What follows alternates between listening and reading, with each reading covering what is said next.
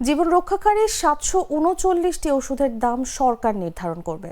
এছাড়া ১৯৯৪ সালে উৎপাদনকারী প্রতিষ্ঠানকে ওষুধের দাম নির্ধারণের আংশিক ক্ষমতা দিয়ে জারি করা সার্কুলারকে অবৈধ ঘোষণা করে ১৯৯৩ সালের সরকারি গেজেট পুনর্বহাল করেছেন আদালত। সার্কুলার চ্যালেঞ্জ করে দায়ের করা মানবাধিকার সংস্থা human rights and piece for বাংলাদেশের করা রিটের চূড়ান্ত শুনানি নিয়ে সোমবার হাইকোর্টের বিচারপতি মোহাম্মদ রেজাউল হাসান ও বিচারপতি বিশ্বজিৎ দেবনাথের সমন্বয়ে গঠিত বেঞ্চ এ রায় ঘোষণা করেন। রিটের পক্ষে শুনানি করেন সিনিয়র অ্যাডভোকেট মনজিল মোর্শেদ। তাকে সহায়তা করেন অ্যাডভোকেট সঞ্জয় মণ্ডল। ওষুধ মালিক সমিতির পক্ষে ছিলেন senior advocate S K Morshed. রাষ্ট্রপক্ষে ছিলেন deputy attorney general Syed Ejaz কবির।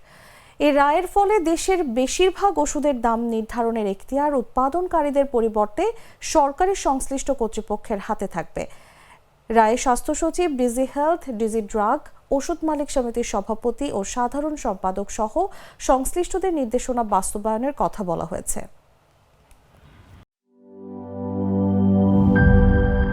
বান্ডেল থাকলে প্রতি সেনমানিতে টাকা বাঁচবে। বিকাশ সেনমানি বান্ডেল কিনে জিতুন প্রতি লেনদেনে।